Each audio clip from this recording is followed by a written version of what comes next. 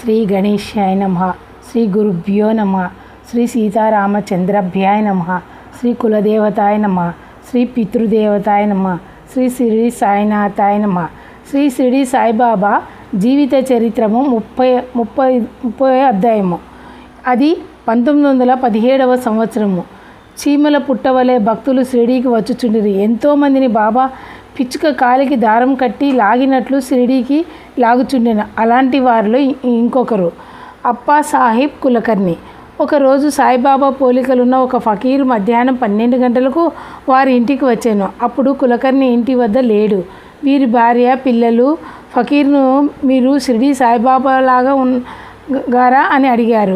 అందుకు ఆ ఫకీర్, నేను భగవంతుని సేవకుడును, వారి ఆజ్ఞ ప్రకారమే మీ యోగక్షేమాలను తెలుసుకున్నట్టుకు వచ్చినే దక్షిణ అడిగాను. ఆమె ₹1 ఇచ్చాను. ఆ ఫకీరు ఒక చిన్న పొట్లములో విభూతి ఇచ్చి పూజలో ఉంచుకొని పూజించమని చెప్పాను. ఆ సాయంత్రం కులకర్ణి ఇంటికి తిరిగి వచ్చి ఫకీరు దర్శనం తమకు లభించకపోయినందుకు బాధపడాను. తాను ఇంటి దగ్గర ఉండినచో ₹10 దక్షిణ ఇచ్చి ఉండేవాడినని చెప్పాను. ఆకలిగానున్నాను. వెంటనే ఫకీర్కు వెతుకుటకు బయలుదేరాను. ఎన్ని చోట్ల వెతికినా కనిపించకపోగా తిరిగి ఇంటికి వచ్చి భోజనం చేసి మరలా ఒక స్నేహితునితో విహారంలోకి పోయి ఫకీర్ ఎక్కడైనా కనిపించునేమో అని వెతుకుచున్నాను. ఉన్నట్టుండి వెనుకగా ఆ ఫకీరు వచ్చి చేయి చాచి దక్షిణ అడగా ₹1 ఇచ్చాను. ఇంకనూ అడగా ₹1 ఇచ్చాను. మరలా అడగా స్నేహితుని వద్ద నుంచి ₹8 తీసుకొని ఇచ్చాను. ఫకీర్ అసంతృప్తిగా ఉండుటచే తమ ఇంటికి రమ్మని వెంట తీసుకొని వెళ్ళి ₹4 ఇచ్చాను. ఇంకా దక్షిణ అడగగా ₹10 నోటు ఇచ్చాను. ఫకీరు ₹9 తిరిగి ఇచ్చి వెళ్ళిపోయాను. అతడు ₹10 నిచ్చేదనని అన్నట్టుచే అదే మొత్తము ముట్టు వరకు తృప్తి పడలేదు. తన చేతితో ₹9 పవిత్రపరిచి ఫకీరు ఇవ్వగా వాటిని కులకర్ణి పూజలో ఉంచుకొనేను.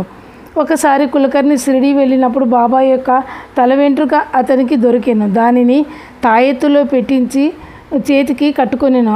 ఆ 2 సంఘటనలు జరిగిన తర్వాత అతనికి ధనము విపరీతముగా దొరికినది. ఆధ్యాత్మికంగా కూడా చాలా ముందంజ వేసాను. సాయి దేవునిది భౌతికంగా కూడా ఎముకలేని చెయ్యని వారి దగ్గర వెళ్ళిన వారిని ఎవరిని ఒట్టి చేతులతో తిప్పి పంపరనే పేరు పడిపోయింది. అందువల్ల పాటలు భజనలు పాడువారు, గారడి విద్యలు ప్రదర్శించువారు, జ్యోతిష్యులు మొదలైన వారంతా సాయి వద్దకు వచ్చి తమ విద్యలను ప్రదర్శించి బహుమతులను పొంది తిరిగిపోచుండేరు. వారు కొందరు సన్నిహితులైన భక్తులు కుటుంబ సమేతంగా షిరిడి బాబా దర్శనానికై వచ్చినప్పుడు బాబా వారందరికీ బట్టలు కూడా పెట్టుచుండేడు. వారు దక్షిణ అడిగిన డబ్బులు తీసుకున్నట్టుకు తప్ప మిగిలి ఏ ఇతర ధన సంబంధమైన విషయంలోనూ ఎలాంటి వారితోనూ బాబా లావాదేవీలు పెట్టుకునేవారు కాదు. కొందరు అప్పుడప్పుడు అలాంటి విషయములను ప్రస్తావించినప్పుడు ధన విషయంలో తాను ఇరుకు దలుచుకోలేదని నిర్మోహటంగా చెప్పేవారు. ధనమునందు వారికి ఏ విధమైన ఆసక్తి లేనట్లుగానే స్త్రీ విషయంలో కూడా ఎలాంటి ఆశలు ఆకర్షణలు లొంగని వారుగా ఉండేవారు బాబా. వారు అస్థలిత బ్రహ్మచారులు. సాయి పాము వలె కనిపించుట. షిరిడి నివాసి రఘు పాటిల్ ప్రతిరోజు ఉదయమే వచ్చి బాబాకు నమస్కరించి కానీ ఏ పని ప్రారంభించేవాడు కాదు. ఒకసారి తన బావమర్ది నివాస గ్రామవాసి అయిన బాలాజీ పాటిల్ ఇంటికి వెళ్ళవలసి గుర్రముపై శ్రీరాంపూర్ వరకు వెళ్ళి అక్కడి నుంచి టాంగాపై నేవాసాకు వెళ్ళాను. 2వ రోజు ఉదయమే లేచి, బాబా ప్రతిరోజు షిరిడిలో నీ దర్శనం చేసుకునేను వాడను, ఈనాడు నీ దర్శన భాగ్యం నాకు లేదాయే అని కళ్ళు మూసుకొని బాబాను తలుచుకునేను. నేను దర్శనమిచ్చినా నువ్వు భయపడవద్దు అని బాబా మాటలు వినిపించాను. ఇంతలో పశువుల కొట్టంలో పని చేయుచున్న పనివాడు పాము పాము అని అరిచాను. అందరూ పరిగెత్తిరి. రఘు పాటిల్ కూడా సాయే పాముగా వచ్చినట్లుగా భావన కలిగి చిన్న గిన్నెలో పాలను పోసి పాము ముందు పెట్టగా అది పాలను తాగాను. మిగిలిన వారంతా భయపడిపోయి పారిపోయిరి. అతడు చూచుచుండగానే పాము కొంచెం దూరం ప్రాకి మాయమయ్యాను. ఈ విధముగా సాయి పాము రూపంలో తనకు దర్శనమిచ్చి పాలు త్రాగి వెళ్ళినందుకు గాను రఘు పాటిల్ చాలా సంతోషపడాను. బాబాకు భోజనము పెట్టుట. బాబాకు అత్యంత భక్తి శ్రద్ధతో సేవించిన స్త్రీ భక్తులలో బైజాబాయి, రాధాకృష్ణమాయి తర్వాత స్థానం లక్ష్మీబాయిదే దక్కుతుంది. రాధాకృష్ణమాయి మరణానంతరము ఈమె బాబాకు కావలసిన ప్రతి చిన్ని పనిని చాలా భక్తి శ్రద్ధతో తానే స్వయంగా చేయుచుండెను. ఒక తండ్రికి కూతురు వలె సేవ చేయుచుండెను. అప్పటిలో గ్రామంలో గల వారిలో ఈమె ధనవంతురాలు, సుగుణవతి. రాత్రింబవళ్ళు బాబాను కనిపెట్టుకొని ఉండి సేవ చేయుచుండేది. రాత్రి సమయంలో భక్త మహాసాపతి తాత్యాకు, లక్ష్మీబాయికి తప్ప ఇతరులు ఎవరికి మసీదులో ప్రవేశించుటకు ఆజ్ఞ లేదనే ఈమె యొక్క సేవాపరాయణతను మనం గ్రహించవచ్చును. 1917లో ఒకరోజు సాయంత్రం షిరిడీలో కూర్చొని బాబా తాత్యాతో మాట్లాడుచుండగా లక్ష్మీబాయి వచ్చి బాబాకు నమస్కరించాను. ఆమెతో బాబా, లక్ష్మి, నాకు చాలా ఆకలిగా ఉన్నదని చెప్పాను. ఆమె వెంటనే రొట్టెలు తెచ్చదనని చెప్పి ఇంటికి తిరిగి వెళ్ళి త్వరగా రొట్టెలు, కూర తీసుకుని వచ్చాను. బాబా దానినే అందుకొని ఎదురుగా ఉన్న కుక్కకు వేశాను. ఆ కుక్క తోకాడించుచు ఆ రొట్టెను పూర్తిగా తిని ఆనందించాను. అప్పుడు లక్ష్మీబాయి బాబాతో, నేను స్వయముగా నా చేతులతో నీ కొరకు రొట్టె తయారు చేసుకొని రాగా నువ్వు దానిని కుక్కకు వేసితివి. కుక్కకు రొట్టె వేయుట కొరకు నన్నింత శ్రమ పెట్టితివేమి అని ప్రశ్నించాను. అందుకు బాబా, నీవు విచారించుడుకో, కుక్క ఆకలి తీర్చుట నా ఆకలి తీర్చుటతో సమానమే. జంతువులకు కూడా ఆత్మ కలదు. ప్రాణులు వేరు కావచ్చు, కానీ అందరి ఆకలి ఒక్కటే. మానవులు మాట్లాడగలరు, జంతువులు మాట్లాడలేవు. ఎవరు ఆకలితో ఉన్న వారికి ఆహారం పెట్టెదరో వారు నాకు తృప్తిగా భోజనము పెట్టినట్లు అగును. దీనిని గొప్ప సత్యముగా తెలుసుకొను. సాయి బోధించిన ఈ నీతిని బట్టి సాయి సర్వజీవుల యందు కలడని, సర్వవ్యాపి అని, చావు పుట్టుకలు లేని అమరుడని మనము గ్రహించవలెను. ఈ విషయంలో బాబా స్వయంగా పలికిన మాటలను మరి ఒకసారి గుర్తు చేసుకునేదాము. నన్ను వెదుటకు నువ్వు దూరముగా ఎక్కడికో పోనక్కర్లేదు. నీ నామమును, నీ ఆకారమును వదిలించో నీలోని కాక అన్ని జీవుల్లో చైతన్యము లేక అంతరాత్మ అని ఒకటి ఉండును. ఆ అంతరాత్మనే నేను. ఈ విషయమును మీరు శ్రద్ధగా గ్రహించగలిగినచో సర్వవ్యాపకత్వమును అనుభవించి నా నిజ రూపాన్ని గుర్తించగలరని, నాలో ఐక్యము పొందగలిగెదరు. బాబు సాహెబ్ జోగ్ సన్యాసము. జోగ్ 1909లో ఉద్యోగ విమరణ చేసిన తర్వాత భార్యతో కలిసి షిరిడీకి వచ్చి స్థిర నివాసం ఉండెను. వీరికి సంతానం లేకపోవటచే సంసార జంజాటములు లేదు. భార్యాభర్తలు ఇద్దరు బాబాను ప్రేమించి వారి సేవలో నిమగ్నమైనారు. శ్యాముడు మరణించిన తర్వాత జోగు మసీదులోని చావడిలోని బాబాకు పూజ, అగరవత్తులు ఇచ్చుచుండెను. బాబా సమాధి చెందు వరకు ఈ పనులను ఇతడే చేయుచుండేవాడు. ఈయనకు పూజారి జోగ్ అని కూడా పేరు ఉండేది. సాయంత్రం వేళలో జ్ఞానేశ్వరి, ఏకనాథ భాగవతము మొదలైన పవిత్ర గ్రంథములు చదివి శ్రోతలకు బోధించి చుండేవారు. ఎన్ని చేసిననో అతని మనసుకు శాంతి లభించలేదు. ఒకనాడు బాబాతో, నేను ఇన్నాళ్ళు నీ సేవ చేయుచుంటిని, అయినను నా మనసు శాంతించలేదు. ఎందువలన? నన్నెప్పుడు కరుణించుదువు అని అడిగాను. అందుకు బాబా, కొద్ది కాలం ఆగుము, నీ చెడు కర్మల ఫలితము నశించును, నీ పాపపుణ్యములు భస్మమగును. నీవు ఎప్పుడు అభిమానమును, మోహమునకు రుచిని జయించేదవో వాటంతటా అవిగా వచ్చి ఆటంకములను దాటగలిగేదో అప్పుడు నీ జన్మ ధన్యమగును అని చెప్పిరి. కొంతకాలంలో అతని భార్య చనిపోయాను. అతనికి ఇంకొక అభిమానం లేక స్వేచ్ఛాపరుడై సన్యాసం తీసుకొని ధన్యుడయ్యాను. ఈ కథలోని బాబా యొక్క సందేశం మనకు జాగ్రత్తగా గమనించవలెను. ఈర్ష్య, స్వార్థ, ద్వేషాది బలమైన విషయములను జయించిన తర్వాత కూడా అభిమానము, మోహము, రుచి లాంటి చిన్న సైజు శత్రువులకు మనం లొంగక తప్పదు. వీటిని కూడా జయించిన కానీ సంపూర్ణ శాంతి లభించదు. లేనిచో వాటి కొరకు మనం మరలా ఆతురత చెంది లభించినచో ఆవేదన పొంది శాంతికి దూరం చేయును. ఇది కేవలం ఒక స్థితికి వచ్చిన భక్తులకు మాత్రమే అర్థమగును. అలాంటి సాధనా మార్గములకు శిష్యులు సద్గురువు ఎవరి స్థితిని బట్టి వారికి బోధించి ముందుకు నడుపుచుండురు. శిష్యుల హోదాలను, ధనాన్ని ఆసరగా తీసుకొని జీవితాన్ని గడిపే బాధ గురువులకు శిష్యుని స్థితి ఏమిటో అర్థం కాదు.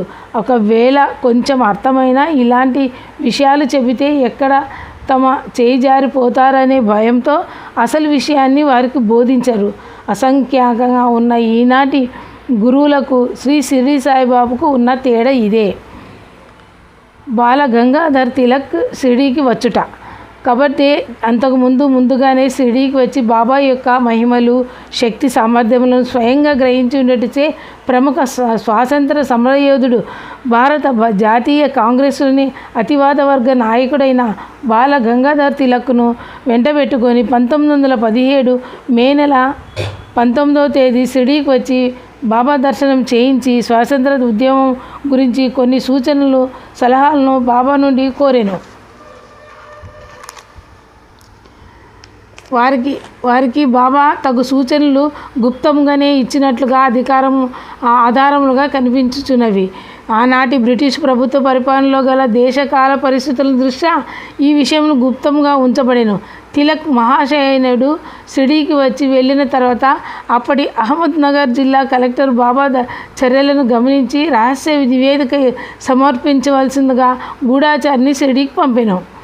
భారతదేశమునకు స్వాతంత్రం తప్పక వచ్చునని, అది అతివాద హింసాయత విధానం వల్ల కాక శాంతి, ప్రేమ మార్గం ద్వారానే మాత్రమే సిద్ధింపగలదని తిలక్కు బాబా బోధించినట్లుగాను, తిలక్ను కూడా తన అతివాద చర్యలను విరమించుకోవాల్సిందిగా సలహా ఇచ్చినట్లుగాను, ఆనాటి నుంచి తిలక్ యొక్క అతివాద ప్రభావం చాలా వరకు తగ్గినట్లుగాను ఆధారాలు దొరుకుతున్నవి. హిందూ ముస్లిం ఐక్యత. ఆనాడు మన భారతదేశానికి స్వాతంత్రం కావాలనేదే ముఖ్య సమస్యగా రూపుదాల్చుకున్నది.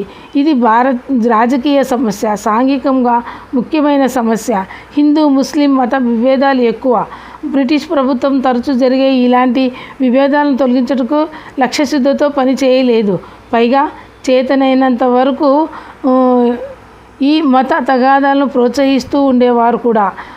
మత విభేదాలు పెరిగితే స్వాతంత్ర పోరాటం వైపు నుంచి ప్రజలు దృష్టిని మరల్చవచ్చుననే ఆలోచన ఆనాటి ప్రభుత్వానిది. ఆ రోజుల్లో ముస్లింలు విస్తారంగా వ్యాపించి ఉన్న ఔరంగాబాద్ పరిసర ప్రాంతాల్లో మత వివాదాల వల్ల తరచుగా సామాన్యుడి జీవితం చెల్లాచెదురుగా ఉండేది. అశాంతి, తగాదాలు, ఆస్తి నష్టం, ప్రాణ నష్టాలు ఉండేవి. అందువల్ల పూజ పునస్కారాల కన్నా మత సామరస్యం మనిషికి శాంతినివ్వగలదని బాబా గ్రహించారు. మతాలు, పట్టింపులు, అధికృత వల్ల రెండు మతాల్లోనూ మతాధికారుల్లోనూ సమభావన, సహకారం, ప్రేమ భావాలు నశించాయనే సత్యం సాయికి బాగా తెలుసు. అటు రాజకీయంగాను ఇటు మతపరంగాను కూడా సామాన్య మానవునికి శాంతిని అందించగలిగిన వారు లేరు ఆనాడు. అందుకే ఈ సాయి హిందూ ముస్లిం ఐక్యతను అంకితమై సబ్కా మాలిక్ ఏక్ హై అన్న సూక్తిని పదే పదే గుర్తు చేసేవారు.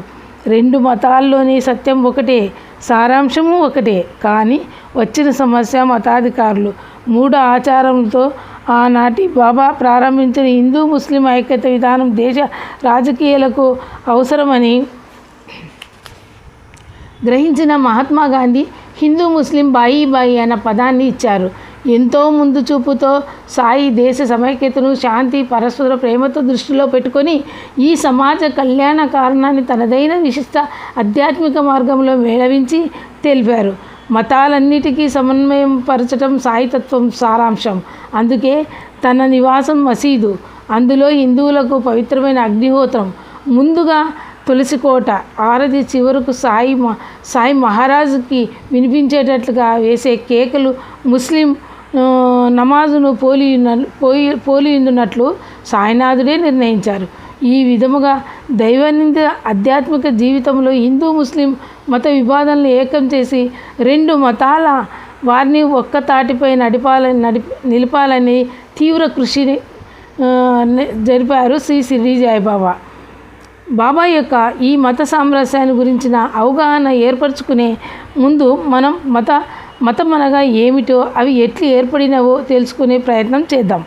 మతం అనేది వివిధ ప్రాంతాల్లో గల మానవుల యొక్క జీవన పద్ధతులను సమాజపరంగా నిర్ణయించిన సిద్ధాంతం మాత్రమే. జంతు జీవనం నుండి మానవుడు సహజీవనాన్ని, సంఘజీవనాన్ని అలవాటు చేసుకున్నాడు. ఈ విధంగా ఒకే చోట అందరూ కలిసి నివసించుట నేర్చుకున్న తర్వాత ఒకరి ప్రవర్తన ఇంకొకరికి బాధ కలిగించేదిగా ఉండటం సహజంగా జరుగుతూ ఉంటుంది. వాతావరణము అందులోను ఉన్న వనరులను బట్టి జీవన విధానాన్ని నిర్ణయించారు కొందరు తెలివైన అనుభవజ్ఞులు. ఈ విధంగా వచ్చిన అనేక అనుభవములను దృష్టిలో ఉంచుకొని ప్రతి దేశంలోనూ వారి వారి ప్రాంతాలకు అనుగుణంగా మనిషి ప్రవర్తన గురించి కొన్ని సూచనలు చేశారు. ప్రతి మనిషి తన కొరకు ఆనందించవలసిన నియమాలను కొన్ని వారి ప్రవర్తన వల్ల ఇతరులకు బాధ కలగకుండా మేలు కలుగునట్లు ఉండవలెనని నియమములు కొన్ని పాటించాలి. ఈ విధంగా ప్రతి చోట ఆ ప్రాంతాలకు అనుగుణంగా వ్యక్తిగత సాంఘిక నియమాలు కట్టుబాట్లతో కూడిన ఆచార వ్యవహారాలే మతాలుగా రూపొందాయి. కాబట్టి మతం అనగా క్రమబద్ధం చేయబడిన ఆచార వ్యవహారంలో కూడిన సాంఘిక కట్టుబాట్లు మాత్రమే. దీనిని మూలం మనుషులందరూ సుఖ సంతోషంతో ఉండాలనేదే. అలాంటి మతాలు రాను రాను విద్వేషాలకు పెంచుకొని మారణ హోమాలు సాగిస్తున్నాయి, రక్తపాతం చిందిస్తున్నాయి. ఇందుకు కారణం మత సిద్ధాంతాలు కాదు, వాటిని అంటిపెట్టుకొని ఉన్న మనుషులే. ఒక తల్లికి పుట్టిన అన్నదమ్ములు ఇద్దరే ఒకరికొకరు చంపుకొని మరణించుట రెండు మేకల కథలో చూసాము. ఇక్కడ ఒకే మతం ఒకే రక్తం కూడా మారణ హోమాన్ని ఆపలేకపోయింది కదా. కాబట్టి మతం అనే దీంట్లో ఏ చెడు లేదని, చెడు ఏదైనా ఉంటే అది మనుషుల్లోనేనని గుర్తించాలి. పరమత ద్వేషాన్ని చంపుకోవాలి. సర్వమానవ సమాజాన్ని హృదయంలో నింపుకోవాలి. ఇదే సాయి యొక్క మత సామరస్య సిద్ధాంతం. ఇక ఈనాటి మన భారతదేశానికి వస్తే పేరుకు హిందూ దేశమే అయినా ముస్లింలు, క్రైస్తవులు, సిక్కులు, జైనులు మొదలగా అనేక మతాల వారు నివసిస్తున్నారు. అప్పుడప్పుడు మత విషయంపై మారణ హోమాలు, రక్తపాతం జరుగుతూనే ఉంటుంది. ఇందుకు కారణం మతాలు మాత్రం కాదు, మతాధికారులేనని మనం గుర్తుంచుకోవాలి. ఇన్ని మతాలు కలిసి ఉండటం చేతనే మన దేశంలో కులాతీత మతాతీత రాజ్యాంగ వ్యవస్థను ఏర్పరచదలిచారు. ఇన్ని అంటే మతాల మధ్య విభేదాలు ఎప్పటికైనా తప్పవని, ఒక దేశంలో ఒకే మతం ఉంటే బాగుంటుందని కొందరు మేధావులు అభిప్రాయపడుతున్నారు. ఇది కూడా కొంతవరకు మంచి ఆలోచనే, కానీ అందుకు ఆచరించే మార్గాలు ఏవి ముఖ్యం. ఒకే మతాన్ని దేశంలో నిర్మించుట కోసం మిగిలిన మతాలపై ద్వేషంతో రక్తపాతాన్ని సృష్టించి భయపెట్టి బలవంతంగా మత మార్పిడి చేయించడమా? దీనిని ఏ మతము ఒప్పుకోదు, ఏ దేవుడు ఒప్పుకోడు. సాయి చూపిన ప్రేమ మార్గములో ఈ లక్ష్యాన్ని సాధించడానికి ఒక సూచన మార్గాన్ని బాబా మార్గంగా తీసుకోవచ్చును. వివాహ సంబంధాలు చేయనప్పుడు ఒక మతం యువకుడికి ఇంకో మతం యువతితో వివాహం చేసి ఈ విధంగా కొన్ని మతాలను కులాలుగా చేసి మత విభేదాలు అందరూ మర్చిపోయేటట్లు చేసి సర్వమత సామరస్యాన్ని బోధించిన సాయి మతాన్ని స్థాపించి అన్ని మత సంప్రదాయాలు సిద్ధాంతాలను కొద్ది కాలంలోనే ఇందుకు అంతర్లీనమైనట్లు చేయవచ్చును. కానీ రాజకీయ నాయకులు, మతాధికారులు ఇందుకు అడ్డుపడగా వారితోనే ఈ మార్పును ప్రారంభించిన బాగుండును. బాబా యొక్క సహకారము, సంకల్పం ఉంటే ఇది అనూహ్యమైన విషయం కాక ఆచరణ సాధ్యమై ఈ సాయి యుగంలో సాయి మతం మన దేశంలో కాక విశ్వవ్యాప్తమై వర్ధిల్లి తీరునట్లుగా అనుగ్రహించమని సాయిని ప్రార్థిస్తూ ఈ అధ్యాయం ఇంతటితో ముగిద్దాం. ఓం శాంతి శాంతి శాంతి. 30వ అధ్యాయము సంపూర్ణం.